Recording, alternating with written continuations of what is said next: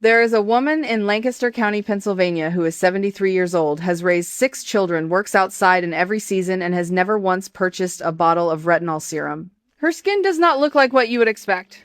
Smooth, even-toned, with the kind of quiet firmness that most women her age have spent decades and thousands of dollars trying to buy. When I asked her what she used, she looked at me the way you look at someone who has asked a genuinely strange question. She said, "What my mother used." That was the whole answer. If you find that story interesting, stay with me. Because what comes next explains not only what she was using, but why you almost certainly have never heard a dermatologist recommend it and when exactly that silence began. The methods I'm going to share are inspired by traditional practices of old order Amish communities in Lancaster County, Pennsylvania, and Holmes County, Ohio. These communities do not use modern cosmetics. They do not have skincare routines in the way we understand them. What they have is something older and far more coherent, and the more I have studied it, the more I have come to believe that coherence is exactly what the modern beauty industry could not afford to let you see clearly. If that framing resonates with you, subscribe now. There is a lot more where this is coming from.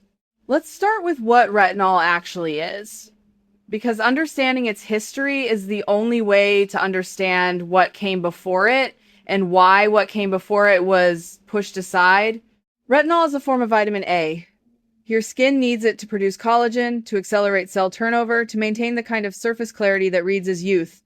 That part is real and well documented. The first major clinical study establishing retinol's effectiveness in visibly reducing fine lines was published in the Archives of Dermatology in 1995, though the ingredient had been used in prescription form under the name tretinoin since the late 1960s. By the mid-90s, the cosmetic industry understood that they had something they could put in a jar and sell at a very high margin, and they did exactly that. By 2000, retinol was in hundreds of products. By 2010, it was in thousands. Today, it is a billion-dollar segment of the skincare market, and dermatology practices that once recommended basic sun protection now have entire retail shelves dedicated to vitamin A, derivatives at prices that range from $40 to $400. Here is what that story leaves out. Before retinol was isolated, synthesized, and patented as a cosmetic active, women were getting adequate vitamin A into their skin the way humans had for most of recorded history. Through diet, yes, but also through topical application of animal fats, specifically fats derived from grass-fed animals that carried fat-soluble vitamins, including vitamin A, directly into skin tissue. The most significant of those fats was beef tallow. Tallow is rendered beef fat. That description alone is enough to make most women who have been marinated in modern beauty marketing reach for the back button. I understand that reaction. I am also asking you to hold it for a moment, because the science here is not folklore. The fatty acid composition of grass-fed beef tallow is unusually close to the fatty acid composition of human sebum, which is the oil your own skin produces. Palmitic acid, stearic acid, oleic acid. The ratios are not identical, but they are similar enough that tallow absorbs into skin without the kind of surface occlusion you get from petroleum-based products. It does not just sit on top.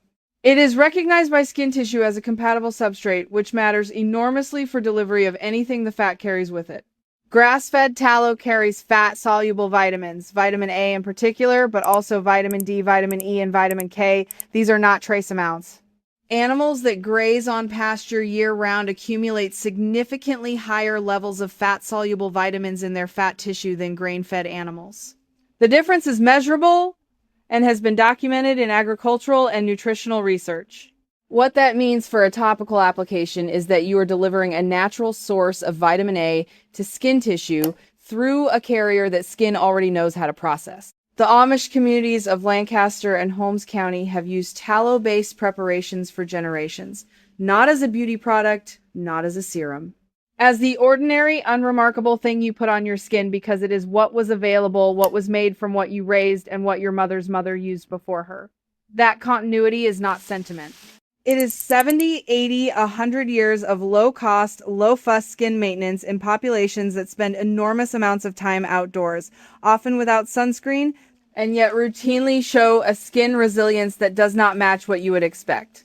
Now, here is the part of the timeline I mentioned at the beginning, because this is not just a story about something old that works. It is also a story about when and why it stopped being a mainstream option.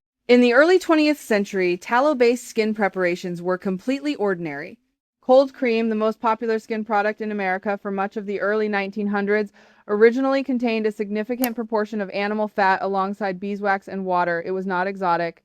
It was standard. A 1919 edition of the United States Pharmacopoeia, which is the official compendium of medicinal substances in this country, still included formulations based on animal fats as legitimate preparations for skin use. Then, in 1911, Procter & Gamble launched Crisco, not a skincare product, a cooking fat. But the technology behind it, hydrogenation, the process of hardening liquid vegetable oil into a solid fat, was exactly what the cosmetic industry needed to replace animal fats with cheaper, shelf-stable, vegetable-derived alternatives.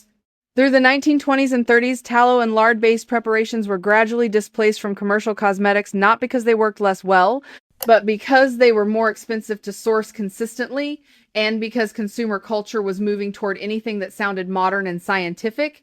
By 1950, the major cosmetic houses had largely completed the transition.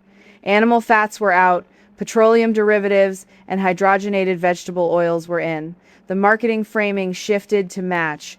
Animal fats became associated with the past, with poverty, with kitchens, rather than vanity tables. That association was not accidental. It was cultivated, because it served a commercial purpose. In 1990, the FDA finalized rules under the Nutrition Labeling and Education Act that, while focused on food labeling, had downstream effects on how ingredient-forward cosmetic marketing could be conducted. Claims around nutrient delivery through topical products became a regulatory minefield. Making a specific claim about vitamin A content in a topical product without going through the drug approval process was increasingly risky. The safest option for a cosmetic brand was to use isolated, characterized ingredients like retinol, where the clinical literature was clean and the regulatory path was established, rather than whole food-derived fats, where the nutrient content varied batch to batch and the claim structure was complicated. That is not a conspiracy, that is regulatory capture doing what regulatory capture does. It shapes the market toward what is easy to protect and away from what is difficult to patent. You cannot patent tallow. You cannot patent the practice of applying grass-fed animal fat to your face. You cannot build a $100 serum around something any woman could render in her kitchen from beef suet she bought at a butcher shop for $3 a pound. And so the industry did not. It moved on to things it could own. Now, I want to be direct with you about something, because this channel does not exist to sell you a fantasy. Tallow is not a substitute for prescription-strength tretinoin if you are dealing with advanced photo damage, deep structural wrinkling, or specific dermatological conditions. A topical application of natural vitamin A through a fat carrier delivers that vitamin at concentrations that are meaningful for maintenance and for prevention. It is not going to reverse 20 years of sun damage in 8 weeks. What it can do, used consistently, is support the skin's barrier function, reduce transepidermal water loss, deliver lipid-soluble nutrients that modern synthetic moisturizers do not carry, and maintain the kind of steady-state skin health that keeps new damage from compounding. Prevention is less dramatic than reversal. It is also more important, and it is where this kind of ingredient has always been strongest.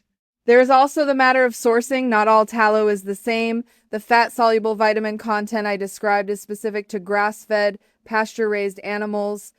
Commodity beef fat from grain-finished animals carries a different fatty acid profile and significantly lower levels of those key fat-soluble vitamins. If you apply commercial tallow from a conventional source, you are not getting the same thing. The Amish connection here is not decorative. These communities raise their animals on pasture. The fat is from a specific kind of animal living a specific kind of life, and that specificity is the point. Here is where I want to come back to that dermatology observation I mentioned at the beginning, because it is not incidental. There has been a quiet but real shift happening inside professional dermatology over the past several years. A number of practitioners, particularly those working in functional or integrative medicine frameworks, have begun recommending tallow-based preparations to patients with eczema, barrier dysfunction, and chronic dry skin conditions, not as their primary clinical recommendation, but as a recognized option. The language they use is careful. They say lipid barrier support and fat-soluble vitamin delivery and biocompatible emollient. They do not usually say the word tallow in their YouTube content or their Instagram posts, because that word still carries the cultural baggage that was deliberately loaded onto it in the middle of the 20th century. But the thing they are describing is the same thing the woman in Lancaster County has been putting on her face her entire life. That gap between what practitioners are quietly beginning to acknowledge and what mainstream beauty culture still tells you to buy is exactly the kind of gap this channel exists to document.